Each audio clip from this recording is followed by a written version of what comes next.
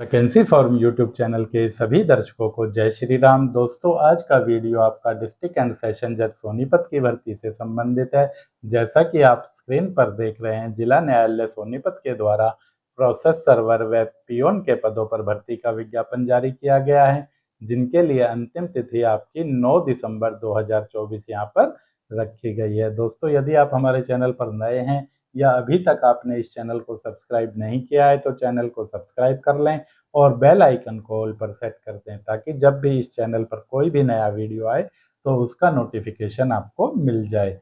चपरासी की बात करें तो चपरासी के कुल 11 पदों पर यह भर्ती की जाएगी, जिसके लिए भारत के किसी भी राज्य का कोई भी आवेदक अपना ऑफलाइन आवेदन भेज सकता है। सभी के लिए यह भर्ती निःशुल्क रहने वाली है। पुरुष और महिला सभी इस पद पर भर्ती के लिए पात्र रहेंगे। योग्यता कम से कम 8वीं पास होना जरूरी है।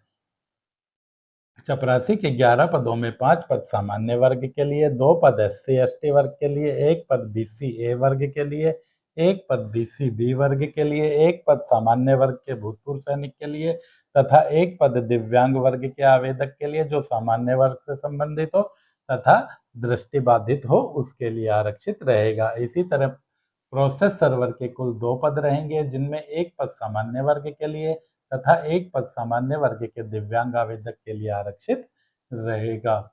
चपरासी के पदों के लिए आपकी आयु है 18 से 42 साल हो। प्रोसेस सर्वर के लिए भी आयु आपकी 18 से 42 साल ही रहेगी। दोनों पदों के लिए वेतनमान आपका 16,900 से 53,500 रहेगा।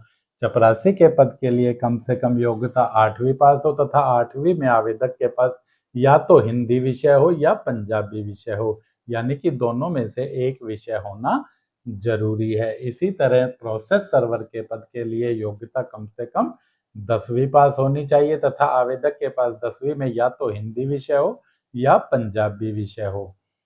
आयु की गणना आपकी 1 जनवरी 2024 के अनुसार की जाएगी और यदि आप हरियाणा के निवासी हैं तो आपको ऊपरी आयु में नियमानुसार यहाँ पर छूट भी दी जाएगी।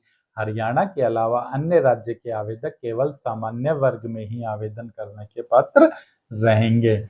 भर्ती के फार्म की बात करें तो आप अपने गांव या शहर के फार्म विक्रेता से ले सकते हैं, CSC सेंटर, ई-मित्रा से ले सकते हैं, विभागीय वेबसाइट से डाउनलोड कर सकते हैं या vacancyform.com से भी आप इस भर्ती का आवेदन पत्र डाउनलोड कर सकते हैं। आवेदन भेजने का जो पता रहेगा वह रहेगा आपका office of the district and session जज, district court complex Sonipat, pin code 131001 Haryana. इस पते पर आप अपना आवेदन या तो व्यक्तिगत रूप से जाकर जमा कर सकते हैं या डाकघर के माध्यम से जमा कर सकते हैं या कोरियर के माध्यम से भी आप आवेदन भेज सकते हैं। आपका आवेदन 9 दिसंबर 2024 तक पहुंच जाना जरूरी है। आवेदन के साथ जो आपको डॉक्यूमेंट लगाने हैं वे सभी आपके सेल्फ अटेस्टेड होने चाहिए, जिनमें आपको अपने शैक्षिक योग्यताओं के प्रमाण पत्र लगाने हैं। आरक्षित वर्ग में आवेदन कर रहे हैं तो जाति प्रमाण पत्र लगाना है। हरियाणा के अलावा अन्य राज्यों के आवेदकों को जाति प्रमाण पत्र लगाने की आवश्यकता नहीं होगी। एक सेल्फ एड्रेस लिफाफा लगाना है। लिफाफे पर आपको केवल पता ही लिखना है, डाक टिकट लगाने की आवश्यकता नहीं है। आधार कार्ड या अन्य कोई भी एक ID प्रूफ लगाना है। यदि पद से संबंधित कोई अनुभव है तो अनुभव प्रमाण पत्र आप लगा सकते हैं। जिस लिफाफे में आप आवेदन डालकर भेज रहे हैं उस लिफाफे के ऊपर आपको पद का नाम, जैसे application for the post of peon या application for the post of process server तथा अपनी कैटेगरी लिख देनी है। यदि आप दोनों पदों के लिए आवेदन करना चाहते हैं तो आपको दोनों पदों के लिए अलग अलग आवेदन यहाँ पर करना होगा। एक ही आवेदन में आप दोनों पद नहीं भर सकते हैं। दोस्तों, इन पदों पर चयन है साक्षात्कार के आधार पर होगा और साक्षात्कार के लिए योग्य आवेदकों के नाम की लिस्ट तथा रिजेक्टेड आवेदकों के नाम की लिस्ट 10 जनवरी 2025 को या इसके बाद जिला न्यायालय की वेबसाइट, जो कि आपकी sonipat.dcourt.gov.in है, इस पर डाल दी जाएगी। इसके अलावा हमारे टेलीग्राम चैनल पर भी यह लिस्ट डाली जाएगी। टेलीग्राम चैनल से जुड़ने का लिंक आपका वीडियो के डिस्क्रिप्शन में दे दिया है, वहां से जाकर आप चैनल से जुड़ सकते हैं। चाहे तो आप सीधा ही सिंघल प्रकाशन को टेलीग्राम चैनल पर सर्च करके भी चैनल से जुड़ सकते हैं। भर्ती का विज्ञापन यदि आप देखना चाहें तो 15 नवंबर का दी ट्रिब्यून गुड़गांव आप देख सकते हैं, या फिर आप जिला न्यायालय सोनीपत की वेबसाइट पर भी इसे देख सकते हैं। भर्ती का फार्म आपको किस प्रकार से भरना है, देखिए सबसे पहले आपको यहाँ पर एक फोटोग्राफ अपना चिपका देना है और चिपकाने के बाद उस पर अपना हस्ताक्षर भी कर देना है। इसके बाद नेम में आवेदक को अपना नाम लिखना है। सभी प्रविष्टियां आपको आवेदन पत्र में अंग्रेजी के कैपिटल लेटर में ही करनी है। फादर्स नेम के सामने आपको अपने पिता का नाम लिखना है।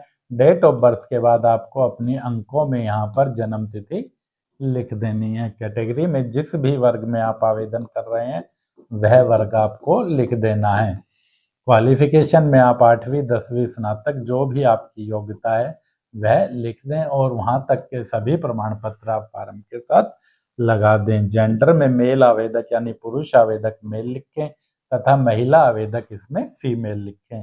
कोरेस्पोंडेंस एड्रेस में आपको अपने डाक का पता लिखना है।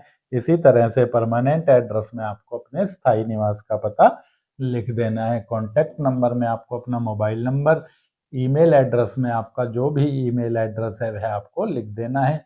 ईमेल एड्रेस आप चाहें तो स्मॉल लेटर में लिख सकते हैं। बाकी फार्म के सभी कॉलम बिना किसी प्रकार की कटिंग या ओवर राइटिंग के कैपिटल लेटर में ही आप भरें। यदि पद से संबंधित कोई अनुभव आपके पास है तो वह आप इसमें लिख सकते हैं, वरना अनुभव के कॉलम में आप नॉट एप्लीकेबल लिख सकते हैं। जो डॉक्यूमेंट आपको लगाने हैं वह सभी आपके सेल्फ अटेस्टेड होने चाहिए तथा यहाँ पर आपको अपना हस्ताक्षर कर देना है और साथ ही अपना नाम भी कैपिटल लेटर में यहाँ पर लिख देना है। तो दोस्तों वीडियो में अंत तक बने रहने के लिए धन्यवाद। वीडियो पूरा देखने के बाद भी यदि आपका कोई कमेंट है तो आप हमें कमेंट सेक्शन में कमेंट करके पूछ सकते हैं। मिलते हैं जल्दी अगली वीडियो में। जय हिंद, जय भारत।